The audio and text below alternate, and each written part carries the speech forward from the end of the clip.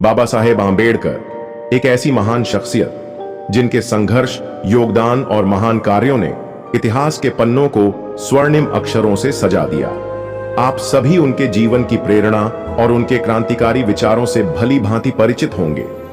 लेकिन आज मैं आपके सामने बाबा साहेब के जीवन की एक ऐसी अनकही कहानी लेकर आया हूं जो अब तक इतिहास के गहरे पन्नों में कहीं दबी रही।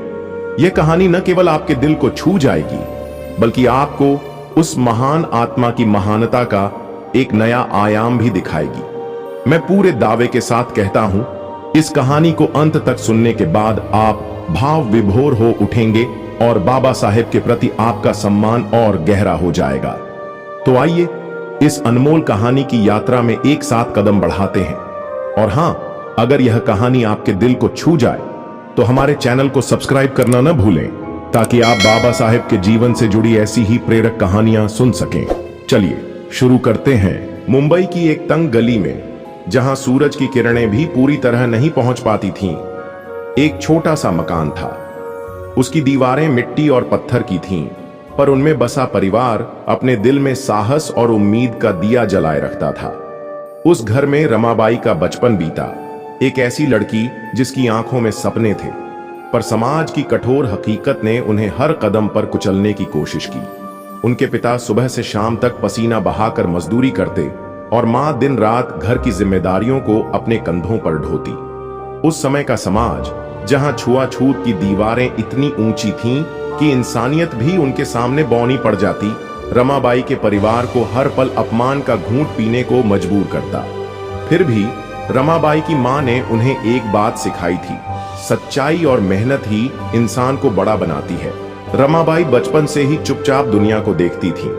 उनकी आंखों में एक चमक थी, जैसे वह किसी बड़े बदलाव का इंतजार कर रही हो। गांव के स्कूल में पढ़ने का मौका उन्हें नहीं मिला, लेकिन मां की कहानियां और पिता के अनुभव उनके लिए सबसे बड़ा स्कूल थे। वह अक्सर रात को तारों भरे आकाश के नीचे बैठकर सोचती थीं कि क्या यह दुनिया कभी बदलेगी? क्या वह दिन आएगा जब उनके जैसे लोग भी सिर उठाकर जी सकेंगे? तारे उन्हें जवाब नहीं देते थे, पर उनकी चमक रमाबाई के मन में एक उम्मीद जगाए रखती थी। उनके घर की छत पर बैठकर वह अक्सर मां की कहानियां सुनती। मां बताती थीं कि कैसे उनके पूर्वजों ने मुश्किलों का सामना किया, फिर भी हार नहीं मानी। एक कहानी थी एक औरत की जो अपने परिवार के लिए सब कुछ छोड़ देती थी, और रमाबाई को लगता कि शायद वह भी ऐसी ही बनना चाहती है। उनकी मां कहती, रमा, दुनिया चाहे जितना नीचे गिराए, तुम अपने मन को ऊंचा रखना। यह बात रमाबाई के दिल में गहरे उतर गई। वह जानती थीं कि उनका जीवन आसान नहीं होगा, पर उनके मन में एक जिद थी। वह इस दुनिया को बेहतर बनाने में कुछ तो करेंगी। जैसे जैसे रमाबाई जवान हुई, उनके आसपास का समाज और सख्त होता गया। गली के लोग उनके परिवार को हेय दृष्टि से देखते। पानी के कुएं पर उन्हें आखिरी बारी मिलती, और कई बार तो वह भी नहीं। रमाबाई चुपचाप मटका लेकर घर लौट आती, पर उनके मन में एक सवाल हमेशा रहता, क्यों उन्हें और उनके जैसे लोगों को इस तरह जीना पड़ता है? यह सवाल उनके मन में एक आग जलाता, पर वह जानती थीं कि इस आग को बुझाने का रास्ता सिर्फ धैर्य और मेहनत से होकर जाता है। एक दिन जब रमाबाई घर के बाहर झाड़ू लगा रही थीं, उनके पिता ने उन्हें अंदर बुलाया। उनकी आवाज में एक अजीब सी गंभीरता थी। रमा, उन्होंने कहा, तुम्हारी शादी की बात चल रही है। रमाबाई का दिल धक से रह गया। शादी? वह तो अभी दुनिया को समझने की कोशिश कर रही थी। पिता ने आगे बताया कि वह एक ऐसे युवक से बात कर रहे हैं जो पढ़ा लिखा है, जिसके सपने बड़े हैं और जो समाज को बदलना चाहता है। उसका नाम था भीमराव। रमाबाई ने नाम सुना, पर उनके मन में सवाल उठे। वह कैसा होगा? क्या वह उसे समझेगा? क्या वह उसके सपनों को जगह देगा? जल्द ही वह दिन आया जब रमाबाई की मुलाकात भीमराव से हुई। वह एक साधारण सी मुलाकात थी, पर उसमें कुछ खास था। भीमराव की आंखों में एक जुनून था, एक ऐसी आग जो रमाबाई को छू गई। वह ज्यादा नहीं बोले, पर उनकी बातों में एक गहराई थी। उन्होंने रमाबाई से कहा, मैं एक ऐसी दुनिया बनाना चाहता हूं जहां कोई किसी से छोटा बड़ा ना हो। क्या तुम मेरे साथ इस रास्ते पर चलोगी? रमाबाई का दिल जैसे पिघल गया। उन्होंने पहली बार महसूस किया कि कोई उनकी बात सुन रहा है, उनके सपनों को समझ रहा है। उन्होंने हल्के से सिर हिलाया और उस पल में एक अनकहा वादा हो गया। शादी के बाद रमाबाई का जीवन बदल गया। वह अब एक ऐसे पुरुष की जीवन संगिनी थीं जो दिन रात किताबों में डूबा रहता, जो समाज के लिए लड़ने का सपना देखता। उनका नया घर भी वैसा ही सादा था जैसा उनका मायका। दीवारों पर न कोई सजावट थी, न ही कोई ऐशो आराम, लेकिन रमाबाई को इसकी परवाह नहीं थी। वह जानती थीं कि उनका असली खजाना उनके पति का सपना है और वह उस सपने को सच करने में कोई कसर नहीं छोड़ेंगी। भीमराव का दिनचर्या कठिन थी। वह सुबह जल्दी उठते, किताबें पढ़ते और अपने काम में डूब जाते। रमाबाई उनका हर काम आसान करने की कोशिश करती। वह सुबह जल्दी उठकर घर संभालती, खाना बनाती और जो भी थोड़ा बहुत कमाई होती उसे इस तरह बांटती कि भीमराव के काम में कोई रुकावट न आए। कई बार रात को खाना कम पड़ जाता और रमाबाई चुपके से अपनी थाली खाली छोड़ देती। भीमराव को इसकी भनक तक नहीं लगती, क्योंकि रमाबाई कभी शिकायत नहीं करती थीं। समाज की नजरें उन पर थीं। लोग ताने मारते, यह औरत अपने पति को बिगाड़ रही है, उसे पढ़ने पढ़ाने की क्या जरूरत। कुछ लोग तो रमाबाई को ही दोष देते, कहते कि वह भीमराव को गलत रास्ते पर ले जा रही है। लेकिन रमाबाई के मन में कोई शिकायत नहीं थी। वह चुपचाप सब सुनती और अपने काम में लगी रहती। वह जानती थीं कि भीमराव का रास्ता आसान नहीं है। वह न केवल अपने लिए बल्कि लाखों लोगों की आजादी के लिए लड़ रहे हैं और रमाबाई ने ठान लिया था कि वह उनकी ताकत बनेंगी, उनकी ढाल बनेंगी। जल्द ही रमाबाई के जीवन में एक नया रंग आया।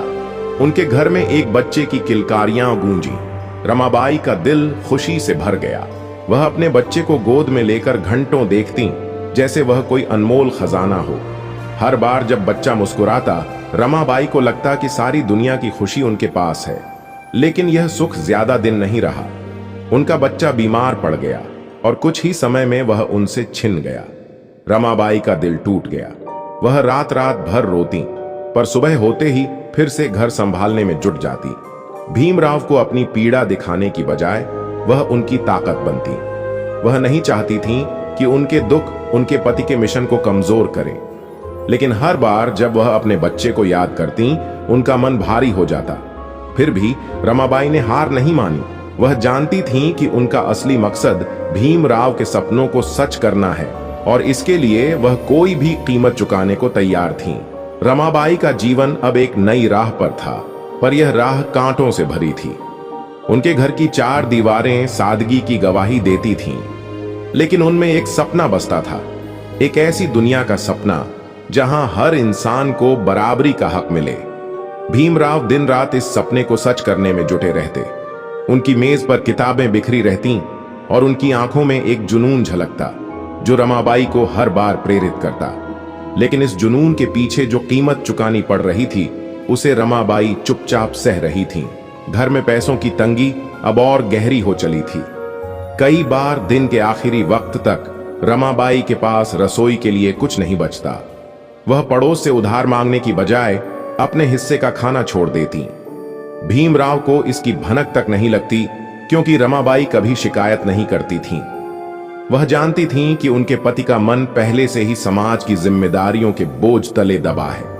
वह नहीं चाहती थीं कि घर की चिंता उनके कंधों पर और वजन डाले। रमाबाई की दिनचर्या अब पूरी तरह भीमराव के मिशन के इर्द गिर्द घूमने लगी थी। वह सुबह जल्दी उठती, घर के काम निपटाती और फिर भीमराव के लिए चाय बनाती। जब वह अपनी किताबों में खोए रहते, रमाबाई चुपके से उनके कपड़े धोती, उनके कागज पत्र संभालती और यह सुनिश्चित करती कि उनके काम में कोई रुकावट न आए। कई बार रात देर तक वह उनके साथ बैठती, उनकी बातें सुनती। भीमराव जब समाज की बुराइयों के खिलाफ अपनी योजनाएं बताते, रमाबाई की आंखें चमक उठती। वह बोलती कम थीं, पर उनकी चुप्पी में एक गहरी ताकत थी। समाज की नजरें अब और सख्त हो चली थीं। भीमराव का नाम अब गलियों में गूंजने लगा था, पर यह नाम सम्मान के साथ नहीं, बल्कि तानों और विरोध के साथ लिया जाता था। लोग कहते, यह आदमी समाज को तोड़ना चाहता है, इसे कौन समझाए कि दुनिया ऐसे ही चलती है। रमाबाई को भी यह ताने सुनने पड़ते। पड़ोस की औरतें उन्हें घेर कर कहती, तुम अपने मर्द को समझाओ रमा, वह जो कर रहा है उससे तुम्हारा ही नुकसान होगा। रमाबाई बस मुस्कुराकर जवाब देती, वह जो कर रहे हैं वह मेरे लिए नहीं, सबके लिए है। उनकी यह बात सुनकर लोग चुप हो जाते, पर उनके मन में रमाबाई के लिए एक अजीब सी नाराजगी रहती। एक दिन जब रमाबाई बाजार से लौट रही थीं, कुछ लोगों ने उन्हें रास्ते में रोक लिया। तुम्हारा मर्द ऊंची जात वालों को गाली देता है, एक ने कहा। तुम्हें शर्म नहीं आती? रमाबाई ने सिर झुकाए बिना जवाब दिया, वह गाली नहीं, सच बोलते हैं और सच सुनने की हिम्मत सब में नहीं होती। यह कहकर वह चुपचाप घर लौट आई। लेकिन उस रात जब वह अकेली थीं, उनकी आंखें नम हो गईं। वह नहीं चाहती थीं कि उनके कारण भीमराव को और मुश्किलें झेलनी पड़े, पर वह यह भी जानती थीं कि यह रास्ता उन्होंने खुद चुना है और अब पीछे हटने का कोई सवाल नहीं।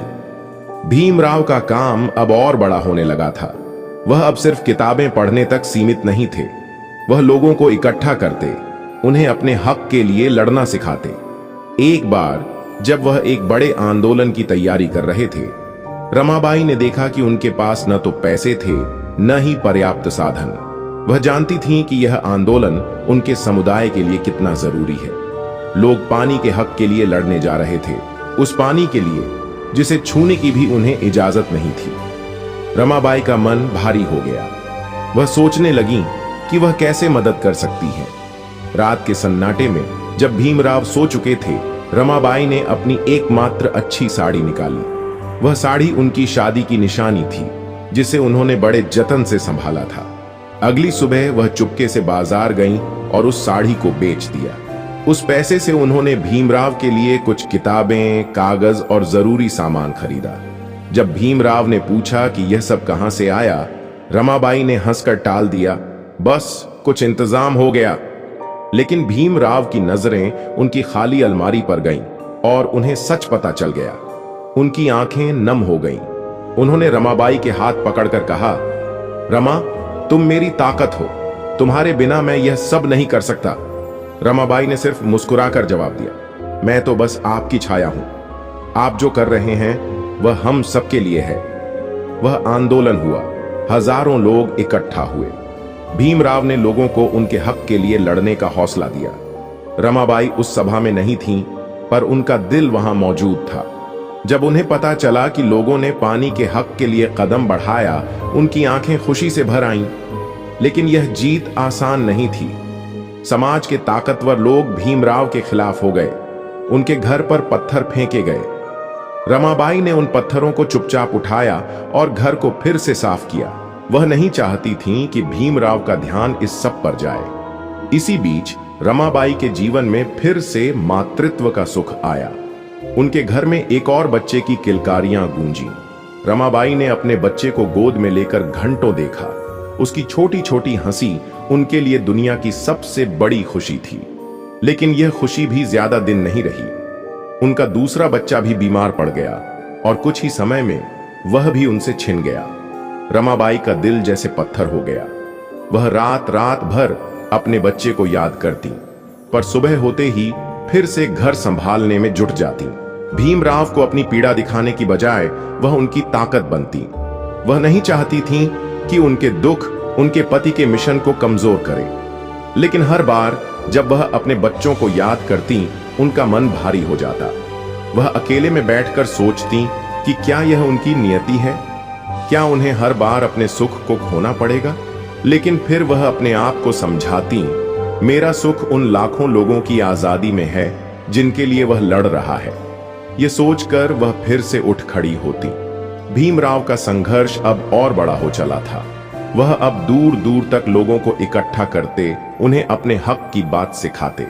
रमाबाई घर पर रहकर उनकी हर जरूरत का ख्याल रखती। कई बार वह बीमार पड़ जाती, पर कभी भीमराव को नहीं बताती।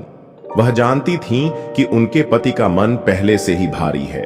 एक बार जब रमाबाई को तेज बुखार था, उन्होंने फिर भी खाना बनाया और भीमराव के लिए चाय रख दी। जब भीमराव ने उनकी हालत देखी, उन्होंने गुस्से में कहा, रमा, तुम खुद का ख्याल क्यों नहीं रखती? रमाबाई ने हल्के से मुस्कुराकर जवाब दिया, जब तक आप हैं मुझे क्या फिक्र। उनकी यह बात सुनकर भीमराव चुप हो गए। रमाबाई की तबीयत अब बार बार बिगड़ने लगी थी। उनके शरीर ने इतने सालों की मेहनत और दुख का बोझ सह लिया था, लेकिन वह कभी नहीं रुकी। जब भीमराव किसी सभा में बोलते, रमाबाई घर पर उनकी जीत की दुआ करती। वह जानती थीं कि उनका पति न केवल उनके लिए बल्कि हर उस इंसान के लिए लड़ रहा है जिसे समाज ने कुचल दिया था, और रमाबाई ने ठान लिया था कि वह आखिरी सांस तक उनकी साथी रहेंगी। रमाबाई का शरीर अब थकने लगा था। उनके कंधों ने इतने सालों तक घर की जिम्मेदारियों, बच्चों के दुख और समाज की ठोकरों का बोझ उठाया था कि अब वह जवाब देने लगा था। सुबह उठते ही सांसें भारी लगती और रात को नींद जैसे उनसे रूठ सी गई थी। लेकिन रमाबाई का मन अभी भी उतना ही मजबूत था। वह जानती थीं कि उनका पति भीमराव अब एक ऐसे मुकाम पर हैं जहां उनकी आवाज लाखों लोगों की उम्मीद बन चुकी है, और रमाबाई ने ठान रखा था कि वह आखिरी सांस तक उनकी ताकत बनी रहेंगी। घर की हालत अब भी वैसी ही थी, सादगी भरी, अभावों से जूझती। लेकिन अब भीमराव का नाम दूर दूर तक फैल चुका था। लोग उन्हें सुनने के लिए गांव-गांव से आते। वह सभाएं करते जहां उनकी बातें लोगों के दिलों में आग लगा देती। वह बराबरी की बात करते, न्याय की बात करते और हर उस इंसान के हक की बात करते जिसे समाज ने कुचल दिया था। रमाबाई इन सभाओं में कभी नहीं गई। वह घर पर रहती, चुपचाप अपने काम में जुटी रहती, लेकिन उनका दिल हर बार भीमराव के साथ होता। जब लोग उनके पति की तारीफ करते, रमाबाई की आंखें चमक उठती, और जब कोई उनकी आलोचना करता, उनका मन भारी हो जाता। रमाबाई की तबीयत अब बार बार बिगड़ने लगी थी। कई बार वह रसोई में खाना बनाते बनाते थक कर बैठ जाती। उनकी सांसें उखड़ने लगती और शरीर में एक अजीब सी कमजोरी छाने लगती। लेकिन वह कभी भीमराव को नहीं बताती। वह जानती थीं कि उनके पति का मन पहले से ही भारी है। वह दिन रात लोगों के लिए लड़ रहे हैं, और रमाबाई नहीं चाहती थीं कि उनकी बीमारी उनके मिशन में रुकावट बने। एक बार जब वह बुखार से तप रही थीं, उन्होंने फिर भी खाना बनाया और भीमराव के लिए चाय रख दी। भीमराव ने उनकी हालत देखी और उनकी आंखें गुस्से से भर गईं। रमा, तुम खुद का ख्याल क्यों नहीं रखती? उन्होंने कहा। रमाबाई ने हल्के से मुस्कुराकर जवाब दिया, जब तक आप हैं मुझे क्या फिक्र। उनकी यह बात सुनकर भीमराव चुप हो गए। उनकी आंखों में एक गहरी उदासी थी, जैसे वह जानते हों कि रमाबाई का शरीर अब ज्यादा साथ नहीं देगा। भीमराव का संघर्ष अब और बड़ा हो चला था। वह अब सिर्फ सभाएं ही नहीं करते थे, बल्कि बड़े बड़े मंचों पर समाज के ताकतवर लोगों से बहस करते थे। वह कानून की बात करते, संविधान की बात करते और हर उस इंसान के हक की बात करते जिसे समाज ने हाशिए पर धकेल दिया था। लेकिन इस लड़ाई ने उनके खिलाफ दुश्मन भी बढ़ा दिए थे। कई बार उनके घर पर धमकियां आती, लोग चिट्ठियां लिखकर उन्हें डराने की कोशिश करते। रमाबाई इन चिट्ठियों को चुपके से पढ़ती और फिर उन्हें छिपा देती। वह नहीं चाहती थीं कि भीमराव का ध्यान इस सब पर जाए। एक बार जब रात के सन्नाटे में उनके घर की खिड़की पर पत्थर मारा गया, रमाबाई ने तुरंत दरवाजा बंद किया और भीमराव को सोने दिया। सुबह उन्होंने टूटे कांच को साफ किया और जैसे कुछ हुआ ही न हो, अपने काम में जुट गई। रमाबाई का मन अब भी उन बच्चों को याद करता था जो उनसे छिन गए थे। रात के अंधेरे में जब घर में सन्नाटा छा जाता, वह अपनी गोद में उन बच्चों को महसूस करती जिनकी किलकारियां कभी उनके घर को गुलजार करती थीं। हर बार जब वह उनकी याद में डूबती, उनका दिल जैसे टूट सा जाता। लेकिन वह जानती थीं कि उनके दुख से भीमराव का मिशन कमजोर नहीं होना चाहिए। वह अपने आंसुओं को छिपाकर सुबह फिर से मुस्कुराने लगती। उनकी यह ताकत देखकर भीमराव अक्सर चुप हो जाते। वह जानते थे कि रमाबाई का हर त्याग, हर दुख उनके मिशन की नींव को और मजबूत कर रहा है। एक दिन जब भीमराव एक बड़े आंदोलन की तैयारी कर रहे थे, रमाबाई ने देखा कि उनके पास कुछ जरूरी कागज पत्र नहीं है। वह आंदोलन एक ऐसी जगह पर होने वाला था जहां लोग अपने हक के लिए इकट्ठा होने वाले थे। रमाबाई ने सुना था कि यह आंदोलन मंदिर में प्रवेश के लिए है, उस मंदिर में जहां उनके जैसे लोगों को छूने की भी इजाजत नहीं थी। रमाबाई का मन गर्व से भर गया। वह जानती थीं कि यह लड़ाई सिर्फ एक मंदिर की नहीं बल्कि इंसानियत की है। लेकिन वह यह भी देख रही थी कि भीमराव के पास इस आंदोलन के लिए पर्याप्त साधन नहीं है। रमाबाई ने चुपके से अपनी एकमात्र चूड़ी निकाली। वह चूड़ी उनकी मां ने उन्हें दी थी और वह उनके लिए अनमोल थी। लेकिन रमाबाई के लिए भीमराव का मिशन उससे भी ज्यादा कीमती था। उन्होंने चूड़ी को बाजार में बेच दिया और उस पैसे से कुछ जरूरी सामान खरीदा। जब भीमराव ने पूछा कि यह सब कहां से आया, रमाबाई ने हंसकर कहा, बस कुछ इंतजाम हो गया। लेकिन भीमराव की नजर उनकी खाली कलाई पर गई और उनकी आंखें फिर से नम हो गईं। उन्होंने रमाबाई को गले लगाकर कहा, रमा, तुम मेरे लिए सब कुछ हो। रमाबाई ने सिर्फ इतना कहा, आप जो कर रहे हैं वह मेरे लिए काफी है। वह आंदोलन हुआ, लोग इकट्ठा हुए, भीमराव की आवाज गूंजी और लोगों ने अपने हक के लिए कदम बढ़ाया। रमाबाई उस सभा में नहीं थी, पर उनका दिल वहां मौजूद था। जब उन्हें पता चला कि लोगों ने मंदिर के दरवाजे तक कदम बढ़ाया, उनकी आंखें खुशी से भर आईं। लेकिन यह जीत आसान नहीं थी। समाज के ताकतवर लोग और भड़क गए। भीमराव के खिलाफ साजिशें होने लगीं। रमाबाई ने यह सब चुपचाप देखा और अपने मन को और मजबूत किया। रमाबाई की सेहत अब और कमजोर हो चली थी। कई बार वह बिस्तर से उठ भी नहीं पाती थीं, लेकिन वह फिर भी घर का हर काम करने की कोशिश करती। एक दिन जब वह रसोई में खाना बना रही थीं, उनकी सांसें अचानक रुकने लगीं। वह दीवार का सहारा लेकर बैठ गई। भीमराव उस वक्त घर पर नहीं थे। रमाबाई ने खुद को संभाला और किसी तरह खाना पूरा किया। जब भीमराव लौटे, उन्होंने रमाबाई की हालत देखी। उनकी आंखें डर से भर गईं। उन्होंने रमाबाई को बिस्तर पर लिटाया और कहा, रमा, अब तुम आराम करो, मैं सब संभाल लूंगा। लेकिन रमाबाई ने हल्के से उनका हाथ पकड़कर कहा, आप दुनिया को संभालिए, मैं तो ठीक हूं। उस रात जब भीमराव रमाबाई के पास बैठे थे, रमाबाई ने धीमी आवाज में कहा, मुझे लगता है मेरा समय अब ज्यादा नहीं बचा।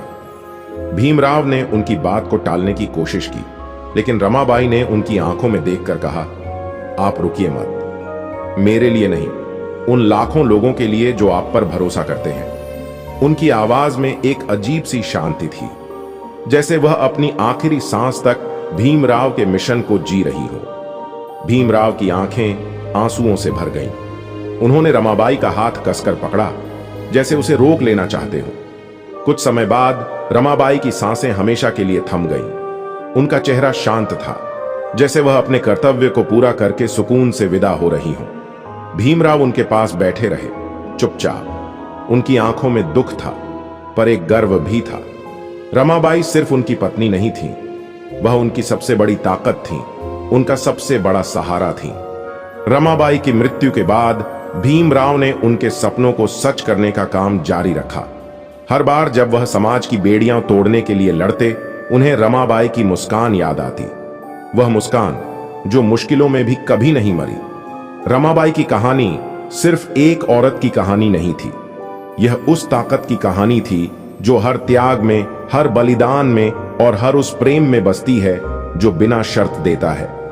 उनकी विरासत आज भी उन लाखों लोगों के दिलों में जिंदा है जो बराबरी और न्याय के लिए लड़ते हैं। रमाबाई की विदाई ने जैसे घर की हर दीवार को सन्नाटे में डुबो दिया था। वह छोटा सा मकान जो कभी उनकी हंसी और मेहनत से गुलजार रहता था, अब खामोश था। भीमराव रात रात भर उनकी खाली जगह को देखते, जैसे वह अभी भी कहीं आसपास हो। उनकी मेज पर बिखरी किताबें, उनके कागज पत्र और उनकी अधूरी योजनाएं अब भी रमाबाई की मौजूदगी की गवाही देती थीं। वह चाय का प्याला जो रमाबाई हर सुबह चुपके से उनके लिए रख जाती थीं, अब खाली था। लेकिन रमाबाई की आत्मा जैसे भीमराव के हर कदम में बनी हुई थी। उनकी मुस्कान, उनका धैर्य और उनका त्याग भीमराव के मन में एक ऐसी आग जलाए रखता था जो कभी बुझने वाली नहीं थी।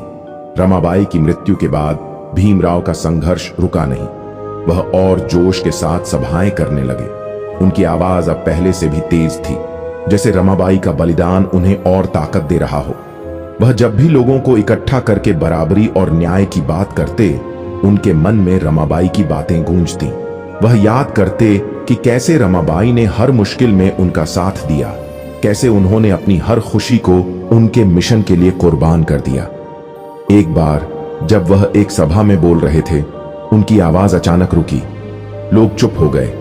भीमराव ने गहरी सांस ली और कहा, मेरे साथ एक ऐसी औरत थी जिसने मेरे लिए सब कुछ छोड़ दिया।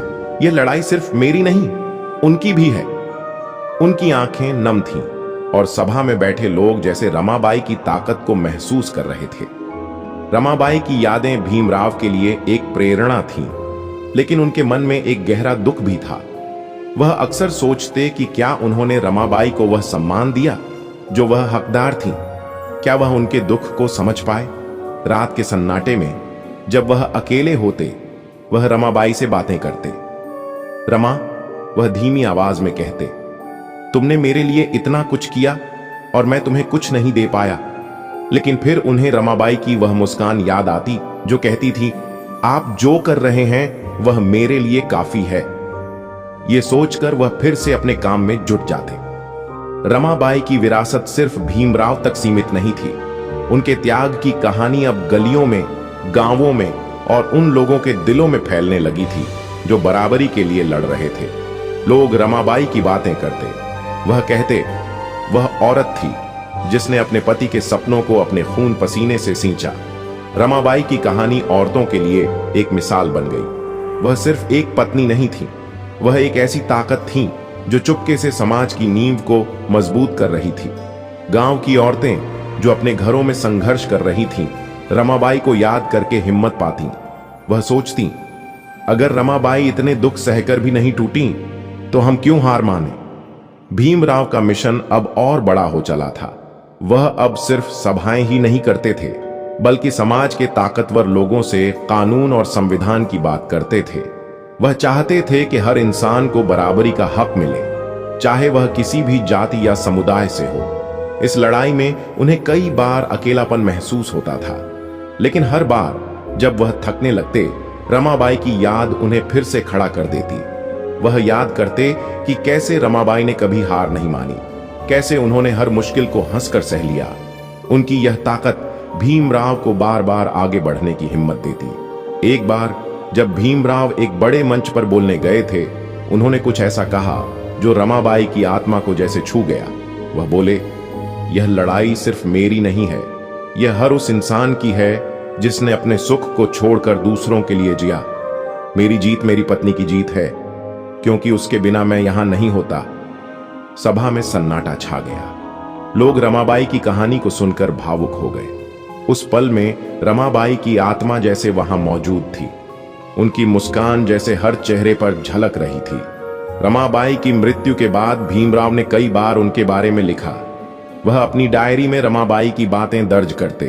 वह लिखते, रमा मेरे लिए सिर्फ एक पत्नी नहीं थी, वह मेरी गुरु थी, मेरी ताकत थी। उसने मुझे सिखाया कि सच्चा प्रेम वही है जो बिना शर्त देता है। इन शब्दों में रमाबाई और भीमराव के बीच का गहरा प्रेम झलकता था। उनका प्रेम शब्दों से परे था। यह वह प्रेम था जो मुश्किलों में और मजबूत होता था, जो त्याग में और गहरा होता था। रमाबाई की कहानी अब सिर्फ उनके गांव या शहर तक सीमित नहीं थी। वह उन लाखों लोगों की प्रेरणा बन चुकी थी जो अपने हक के लिए लड़ रहे थे। लोग उनकी कहानी सुनकर समझते कि सच्ची ताकत हथियारों में नहीं, बल्कि मन की मजबूती में होती है। रमाबाई ने कभी मंच पर भाषण नहीं दिया, कभी सभाओं में हिस्सा नहीं लिया, लेकिन उनकी चुप्पी में एक ऐसी आवाज थी जो समाज की नींव को हिला रही थी। उनकी कहानी हर उस औरत की कहानी थी जो अपने परिवार के लिए, अपने सपनों के लिए और अपने समाज के लिए चुपचाप लड़ती है। भीमराव ने अपने जीवन में कई बार रमाबाई को याद किया।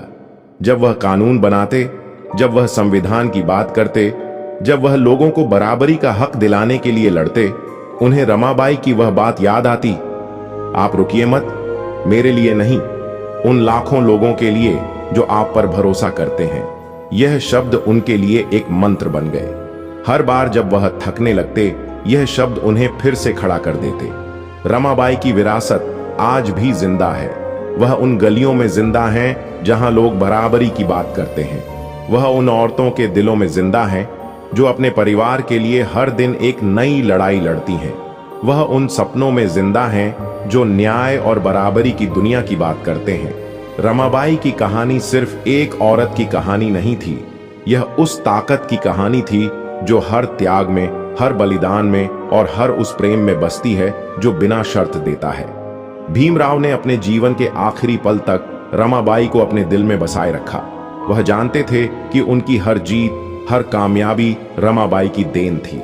जब वह सभाओं में बोलते, उनकी आवाज में रमाबाई की ताकत झलकती। जब वह कानून बनाते, उनकी कलम में रमाबाई का समर्पण दिखता, और जब वह अकेले होते, उनकी आंखों में रमाबाई की मुस्कान चमकती। रमाबाई की कहानी खत्म नहीं हुई। वह आज भी हर उस इंसान के साथ चलती है जो अपने हक के लिए लड़ता है। वह हर उस औरत के साथ चलती है जो अपने सपनों को अपने परिवार के लिए कुर्बान करती है।